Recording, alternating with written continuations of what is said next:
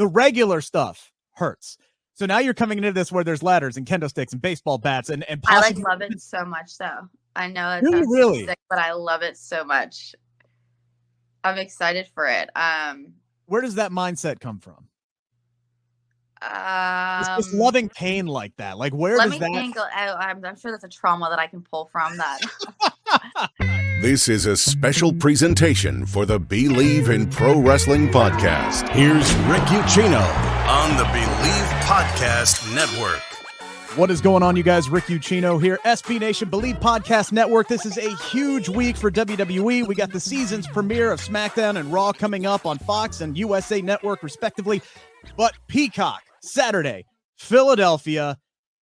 We are all set to watch this woman go just medieval on Ronda Rousey. Extreme Rules. The SmackDown Women's Champion is here. Liv Morgan, how are you doing? How are we feeling heading into this big week here? I mean, I woke up as SmackDown Women's Champion today, so I'm feeling fantastic. Is it safe to say the honeymoon period isn't over yet with that thing? No, never. This is like the best relationship I've ever been in.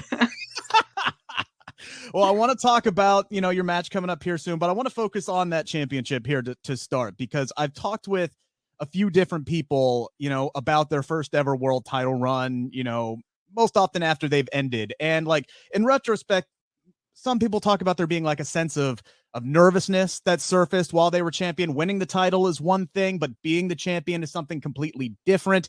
What has this run been like for you so far? Yeah, I think it went from like disbelief, oh my gosh, I can't believe I'm the champion. Am I really the champion? To like, I'm the champion. And it's been like a process. It's been a journey. I think in the beginning, I just was so in disbelief that I made my dreams come true. That it took a couple of weeks for this to like settle in and feel real. It didn't feel real for what feels like forever. I remember people asking me like, does it feel real yet? And it's been like a month and a half later and I'm still like, no. And they're like, no, but I feel like over the last couple of weeks, the last month or so, it's really, really, really settled. And it doesn't feel like, yes, thank you, I'm grateful to be champion. It feels like, no, like I'm the SmackDown Women's Champion. I'm the rightful SmackDown Women's Champion. And I'm perhaps the best woman for the job right now. Was there kind of that like lights on moment, during that stretch? Was there anything you can kind of pinpoint to where you're like, oh, okay, I'm here now. It's time to get to work, Yeah, it was the week after SummerSlam, actually. It was cutting that promo in the ring. It was having the fans pissed at me.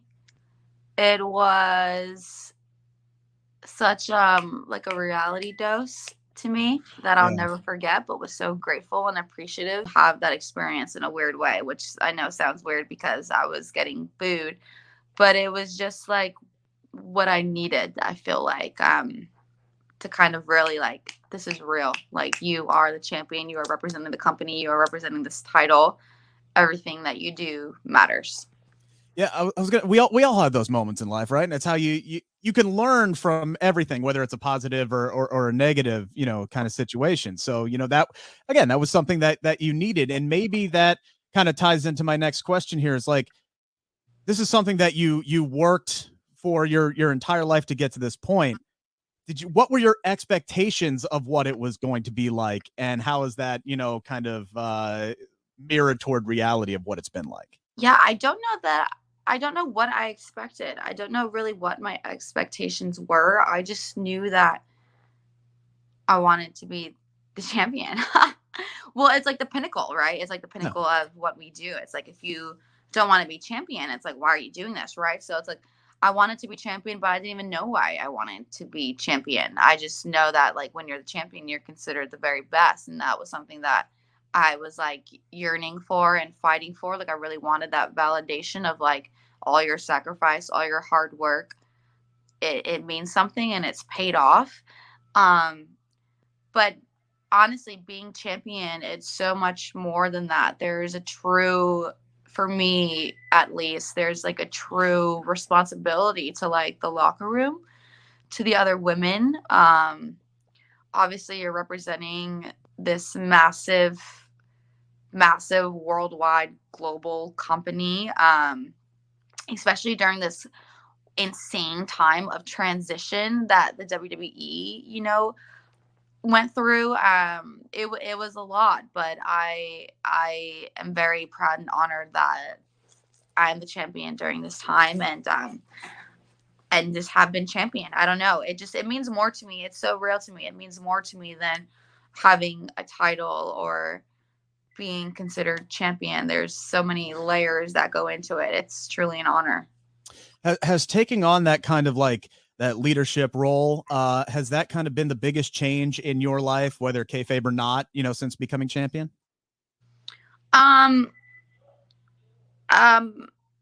So it's like, I feel like I'm a different human being in and out of the ring now being champion than I was before being champion, for sure. But it's all changes that came to me like naturally. It's like nothing that I had to work to do or work to feel like. Just as I settled in as champ, it just became very clear and like natural to me, like what those responsibilities are and what kind of champion do I want to be. I don't want to be the champion that is feeling entitled and is feeling like I've got to look better than everyone all the time. It's like, no, I want to be the champion that literally and genuinely lifts up the division, that lifts up the locker room, that lifts up every single person that I work. I know that I'm the champion, but because I'm the champion, I am not worried. Like, I want you to look great. I don't know. It's like, there's more to being champion than just like stepping on everyone and showing that you're the best. There's a lot of little intricacies and, I don't know, real champion stuff. Sure. Is I want you guys all to be successful. It's not just my success. Yeah. Is there somebody that you watched, as you were, waiting and working for your opportunity? Is there somebody that you watched when they were on top that, kind of instilled that mindset in you?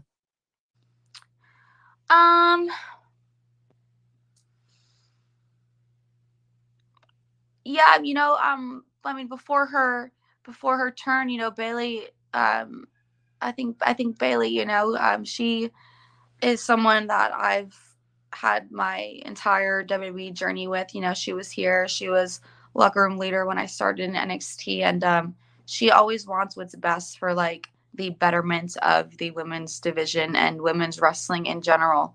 It's not just about her or her being on top or her looking fantastic. It's about who you're in there with and everyone else. Yeah, and I think, even now after her turn, yeah, it's all about damage control, but she's still trying to lift up, her partners, she wants her partners to shine. She wants to establish her partners, even when she's being a bad guy, Yes. She's still low-key honorable. Right. It's like that, that Thanos theory, he was kind of right, but yeah. All right, so let's dive into Extreme Rules here this weekend. You have Ronda Rousey in an Extreme Rules match, and I may be wrong on this, but I think most fans will look at this match and go, well, Liv Morgan's insane, right? Why would she challenge Ronda Rousey to a match where literally anything goes? But we have seen that extreme side of Liv Morgan before. Elimination Chamber, Money in the Bank, Becky Lynch's gym, Lacey Evans' backside. We know that you can throw down now. So just how much of that violent side should fans expect to see Saturday? How far is Liv Morgan willing to go? There's no lengths. There's no lengths. There's nothing that I won't do. And I mean that so very genuinely. There's absolutely nothing that I wouldn't do. And there's especially nothing that I wouldn't do to keep this championship. Ronda's going to have to kill me. Like, I've said it before, but I just mean that so quite literally. Like, you're going to have to get creative if you think anything's going to keep me down from winning my championship or keeping my championship. And it's also, a part of me kind of thinks it's like funny that people think that I'm crazy for challenging Ronda, who is not from this world, to a match that literally captured my heart into wrestling. Why, Extreme Rules and the Extreme, the tables, ladders, chairs. That's why I fell in love with WWE. And you guys think that I'm crazy for challenging a woman that is not from this sport into a match that made me fall in love with the business? It's like, I think you're crazy. And we have seen you bust out the bat and the kendo stick. We know you can get medieval off the top of a ladder. Ronda has said she wants to bust out the thumbtacks on Saturday. Is there something that you really want to get in and get your shots in with on Saturday? I think thumbtacks would be cool. We haven't had any women do thumbtacks. I'd love to, I'd love for us to kind of bring that back. But I have no expectations. I have no inklings of anything that I'm going to do or anything that's going to happen. I don't know what you want. It's like, I don't know. This match is full of 100 different unpredictable factors. There's no rope break. Anyone can interfere. Everything in that building is legal to use in the match, So yeah. It's like, how do you prepare for something like that? Or how do you even go about planning anything? It's like, you can't plan a thing. Are you doing any kind of special, prep work? You talked about watching back in the day, the TLC matches and the Extreme matches. Is there anything that you're kind of diving back and using history a bit to kind of maybe see what you can pull off from a creative standpoint on Saturday? So I have not dove into my research yet. That's what this week is for.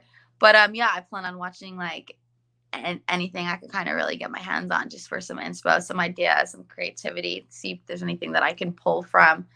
But I think it's more of a mental prep than it is studying tape or, it's just really getting your mind right to have no fear and to be willing to be put through anything. Yeah. How do you get into that mindset? Right. Because I did a little bit of training back in the day, nothing big, but the regular stuff hurts. So now you're coming into this where there's ladders and kendo sticks and baseball bats and possibly. I love it so much though. I know it sounds really sick, but I love it so much. I'm excited for it. Where does that mindset come from? It's just loving pain like that. Where does that? Let me think. I'm sure that's a trauma that I can pull from that. That explains why I am the way that I am. It's a hard question. I know, right?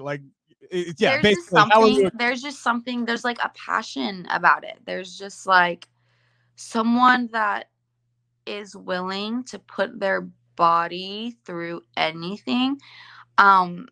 It's like, you have to love something with your whole entire heart and soul. And I don't know how else to show my love for wrestling than to show you guys I will do anything for this. I will put my body through anything just so you could understand how much this means to me and how much I love this. I don't know how else to really explain it more than that. It's for you to understand what this means to me, I will roll through thumbtacks on fire. Sign me up for that spot. Do you think that there is anything that Ronda Rousey can and will put you through this Saturday that will come close to inflicting as much pain as the one chip challenge? Oh, no, that was eternal. That was internally, my insides were dying. They were it wasn't the spice of the chip, it was how it made my intestines and my gut feel. I literally unbuttoned my pants, my belly button hurt. I didn't know. There was no release from the pain. It was just time. I just had to sit and suffer for a whole hour. And then I was man, honestly, realistically, I don't know if I could even wrestle tonight. I'm I'm gonna have to be replaced. I don't know if I could even go on. Yeah, that was it was agony. It was excruciating. It was, whew. I've never done the one chip challenge. Don't do it. It's honestly not worth it. I remember in high school, I was in art class, and all of a sudden my teacher, who had walked out of the room for a couple of minutes, comes bursting back into the classroom and dives into the sink where they wash the brushes out and everything. And he starts choking on the water fountain because one of the other teachers down the hall had this like insane hot sauce from, you know, some other side of the world. And so we were all ragging on him, right? And then he's like, all right, you know what? Come on down. And several of us ended up going down there to try this hot sauce. So I'm an idiot, right? And I lathered this thing up on this chip and I just drenched it and I shot it all down. And like first 15 seconds, I'm like, this is absolutely nothing. And then it all hit. And I spent the rest of the hour and a half period just literally soaking down a water fountain that did absolutely nothing. Apparently water's no good. Apparently no, it's it's milk. not. And I don't like dairy. So I was like suffering. Austin was like, he's like putting creamers on his tongue. And I was like, I can't even do that. Like I that's disgusting to me. I'd rather sit and suffer in silence than to drink creamer. It was just, it was the burning of your intestines that killed me. The spice was okay, but don't even do the chip challenge, honestly. At least you got the flashback and get your tongue blue for like a half second there. I did. That was really nice. It did turn my tongue a really good shade of blue. It was a nice deep blue. It was a whole entire thing. But yeah, I wasn't okay for a couple days. Oh man, that's on the Up Up Down Down YouTube channel, by the way. You can check that out. Highly entertaining. That was all Braun Strowman's fault, and he is a menace. Terrible. Yes. Last question here, because I you've probably been asked about it 18 times already, but a lot of intrigue around Extreme Rules on Saturday. Do you think we get to the bottom of the White Rabbit hole in Philadelphia? What do you think is possibly going on there? I don't know. I hope so. I think we all have been like, scanning the QR code, just putting together all the little Easter eggs, trying to figure out what is going on. And honestly, I mean, if I don't find out, I won't be mad because it's been fun. Yeah. I love a little scavenger hunt, but I think we're all intrigued and I think we're all ready to see what is going on. I think it's recently, not during my match though, just whatever it is, like don't happen during. Right. Yes. Exactly. We've seen a lot of this stuff happen during the women's segments on Raw. So let's leave the matches alone. Let's leave the ladies out of it. Unless it's a woman, I don't know. It could. Fair point. Everybody wants to talk about White Rabbit. I think all these clues recently have been red herrings. We'll see what actually pops up coming up this Saturday. Lots of intrigue, like I said. Looking forward to your match. I'm rooting for you. Go kick Ronda Rousey's ass. Are you rooting for me? I am. Yes. Okay. Genuinely. I don't blow smoke. All right. I say what I mean, and I'm rooting for you on Sunday for sure. Thank you.